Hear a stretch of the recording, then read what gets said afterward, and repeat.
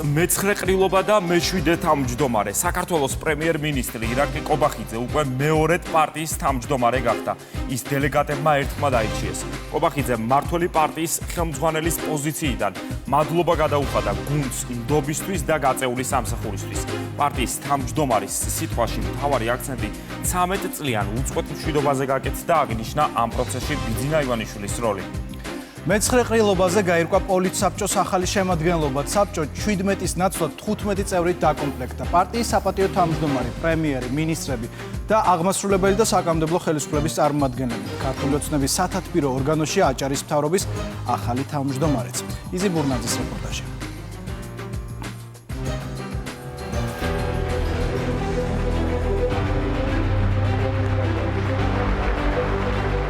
ყველა ერთად და ერთხმად ნდობას ირაკლი კობახიძეს უდასტურებს. სახელისუფლებო პარტიის ხელმძღვანელობას ქვეყნის მთავრობის მეთაური მეორედ იბარებს და მეცხრე ყრილობაზე მეშვიდე თავმჯდომარედ ირჩევენ. ერთწლიანი პაუზის შემდეგ მმართველი პარტიის თავმჯდომარედ დაბრუნებული ირაკლი კობახიძე 13 წლიან მმართველობას აჯამებს და აქცენტს ხელისუფლების პრიორიტეტებზე აკეთებს. ქართული ოცნების თავმჯდომარეობა არის რა თქმა უნდა ძალიან დიდი პასუხისმგებლობა და ამასთან ერთად ეს არის ბუნებრივად ძალიან დიდი პატივი. შესრულდა 13 წელი ქართული ოცნების დაფუძნებიდან. ეს იყო საქართველოს დამოუკიდებლობისთვის, მშვიდობიანი განვითარებისთვის, კეთილდღეობისთვის, ქართული ხალხის ღირსების დაცვისთვის უთანასწორო, მაგრამ მართალი და წარმატებული ბრძოლის 13 წელიწადი.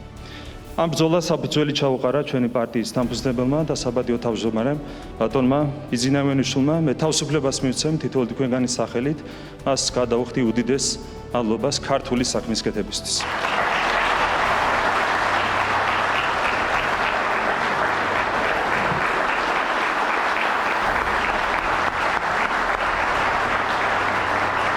მადლობა უდიდესი სიბრძნით, შორშეტელობით და მოთმინებით ქართული საქმის კეთებისთვის.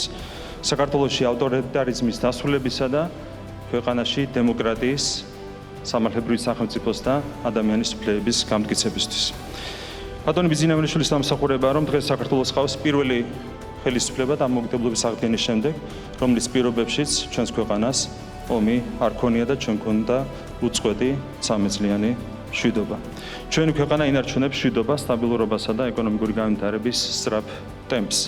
და რაც განსაკუთრებით მნიშვნელოვანია, დღეს ჩვენი პატარა, მაგრამ ამაყი ქვეყანა არის დამოუკიდებელი და სუვერენული, როგორც არასდროს. ნდობა, რომელიც ირაკლი კობახიძეს გუნდმა კიდევ ერთხელ დაუდასტურა, წარსულში გადადგმულ ნაბიჯებსა და მიღწეულ შედეგებს ეფუძნება. მმართველი პარტიის თავმჯდომარის პორტფელი ირაკლი კობახიძემ პირველად 2021 წელს ჩაიბარა. ყველაზე მძიმე პერიოდში. მსოფლიო ჯერ კიდევ უხილავ-მტერს ებრძოდა, როცა ხილულიც გამოჩნდა. უკრაინაში რუსეთმა ომი დაიწყო. შეიცვალა გეოპოლიტიკური მდგომარეობა და მიდგომები საქართველოსთან მიმართებითაც. სამხედრო კონფლიქტისა და გაზრდილი ზეწოლის ფონზე კი ოკუპირებული ქვეყნისთვის დამოუკიდებლობისა და მშვიდობიანი განვითარებისთვის ბრძოლა გადამწყვეტ საკითხად იქცა. მმართველი გუნდი აქცენტს ირაკლი კობახიძის როლსა და მის მიერ გადადგმულ ნაბიჯებზე აკეთებს. პარტიის თავმჯდომარეობა ეს არ არის მხოლოდ ყოველდღიური ხელმძღვანელობის რუტინა, ეს არის პირველ რიგში ზუსტად დანახვა პოლიტიკური მომენტისა, მიზნისა, შეფასება, ამის ანალიზის გაკეთება და სწორი გადაწყვეტილების მიღებაში უკვე შენი სიტყვის თქმა. არ დარჩენილა არც ერთი რეგიონალური პარტიული ორგანიზაცია, სადაც ირაკლი კობახიძე არ ჩავიდა, უშუალოდ არ შეხვდა მთელ პარტიულ აქტივს და არ ესაუბრა ამ საკითხებზე. როდესაც ერთი მხრივ იყო აგრესია უკრაინის მიმართ, ჩვენ გამოვხატეთ სრული მხარდაჭერა ყველა მიმართულებით, მაგრამ მეორე მხრივ იყო ზეწოლა იმ მიმართულებით, რომ საქართველოს ის პოლიტიკა ეწარმოებინა რუსეთის წინააღმდეგ, რაც გამოიწვევდა საბოლოო ჯამში რუსეთთან კონფრონტაციას და პირდაპირ საომარი მოქმედებების გახსნის საფრთხეც, ასე ვთქვათ, თვალნათელი ხდებოდა. ამიტომ ამ ყველაფრის ახსნა, მიტანა და პარტიის შეკრა ამ, ასე ვთქვათ, საქართველოს ერთადერთი და სწორი პოზიციის და ინტერესის გარშემო იყო ერთ-ერთი უმნიშვნელოვანესი საქმე. ამ პერიოდში ბატონი ირაკლი კობახიძე არის პარლამენტში უმრავლესობის ლიდერი. და პარლამენტი მოგეხსენებათ, ვიტყვიან, ყველაზე დიდი არენა არის პოლიტიკური ბატალიებისა. იქ ერთმანეთს ეჯახება ოპოზიციის და ასე ვთქვათ საზოგადოებრივი განწყობები იქ თუ სწორედ ის რომ ყველა პარლამენტარი ფაქტობრივად იყვნენ აი ამ უმძიმეს პირობებში და პერიოდში მიღებული გადაწყვეტილებების თანამონაწილენი და ერთგულნი ამაში რა თქმა უნდა ძალიან დიდი როლი, გადამწყვეტი როლი შეიძლება პირდაპირ ითქვას შეასრულა ირაკლი კობახიძემ როგორც პარტიის ლიდერმა და როგორც უმრავლესობის ლიდერმა. საგარეო თუ საშინაო გამოწვევების ფონზე პარტიის თავმჯდომარე გუნდთან ერთად ქვეყნის უმთავრეს ამოცანებზე მუშაობას განაგრძობს. მუშაობა კი შედეგს აჩვენებს. როცა ქვეყნის ერთ-ერთი მთავარი პრიორიტეტი ეკონომიკა, ზუსტი მეცნიერება ციფრებშიც ზუსტია. მმართველ პარტიაში ირაკლი კობახიძის ლიდერობის პერიოდში მიღწეულ შედეგებზე საუბრობენ და აცხადებენ, რომ რთული გამოწვევების მიუხედავად ქვეყნის ეკონომიკა გაიზარდა, დასაქმებულთა რაოდენობამ ისტორიულ მაქსიმუმს მიაღწია. და სიღარიბის მაჩვენებელი. გაიზარდა სახელმწიფო ანაზღაურება სხვადასხვა სფეროში. აი ამ ურთულეს ვითარებაში გარყოფნის კარგი ადამიანობა და თუნდაც პატრიოტიზმი და თუნდაც ვაჟკაცობა, რომელიც ირაკლის კარგად ჭარბათა აქვს და ესეთი საჩვენებელია და სამაგალითოა მაგ თვალსაზრისით. ცოდნა აქვს. მნიშვნელოვანი. იგი არ არის მარტო კარგი იურისტი, ადამიანია, რომელიც სიღრმისეულად იხედება საკითხებში, რომელსაც ხელმძღვანელობს.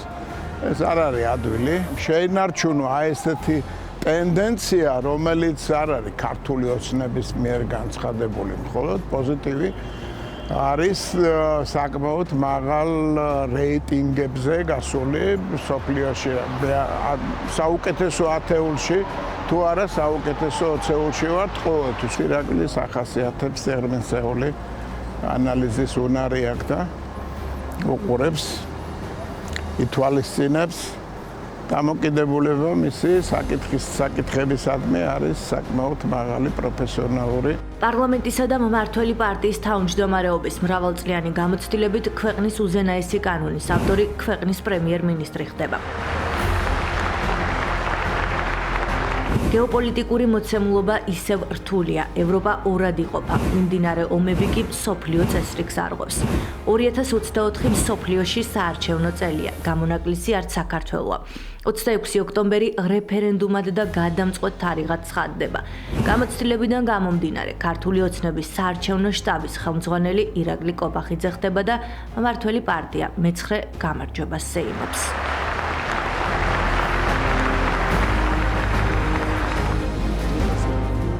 პარტიის თავმჯდომარე არ ხდები ესეც არიელი ადგილიდან და ირაკლი კობახიძე იყო პარტიაში, პარტიის თავმჯდომარეობამდე აღმასრულებელი მდივანი და მაშინაც მას საარჩევნო კამპანიების ხელმძღვანელობა ევალებოდა გარდა ზოგადად ყოველდღიური პარტიული მუშაობის წარმართვისა.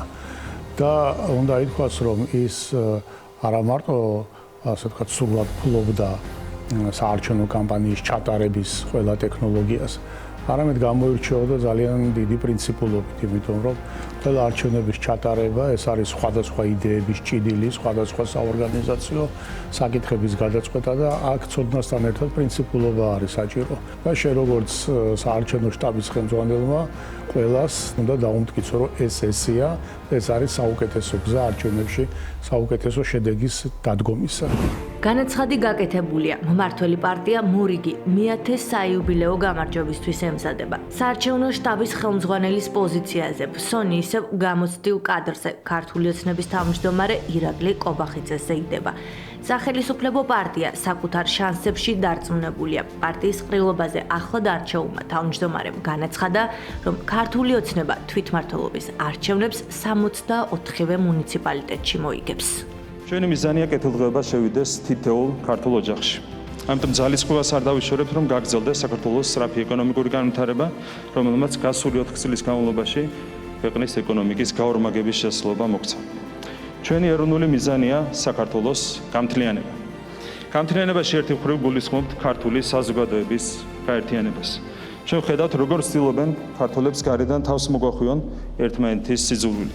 როგორც ცდილობენ დათესონ სიძულვილი ყველაფერი ქართულის, მათ შორის ქართული სახელმწიფოს და ჩვენი დედა ეკლესიის მიმართ. ქართული პოლიტიკიდან რადიკალების ჩამოშორების შემდეგ, რაც ძალიან მალე მოხდება, ჩვენ აუცილებლად დავამარცხებთ სიძულვილს, დავიბრუნებთ გზასასწინულ თანამოქალაქეებს და გავაერთიანებთ ჩვენს საზოგადოებას. ეს არის ჩვენი ეროვნული ამოცანა.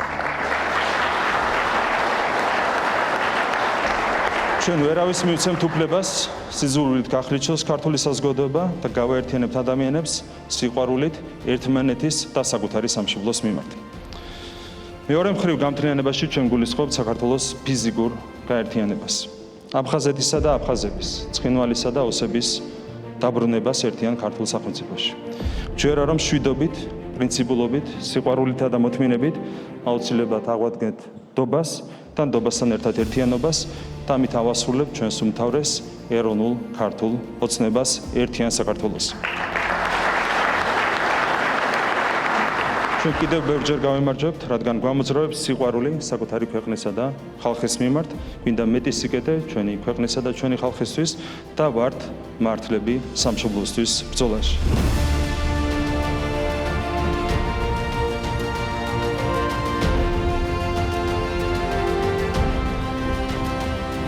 როცა მომავალს ზურგს წარსულის ნაბიჯები უმაგრებს 13 წლიანი ისტორიის მქონე პარტიის წევრები დარწმუნებულები არიან, რომ აწმყოში ნათქვამი დაპირებები რეალობად იქცევა.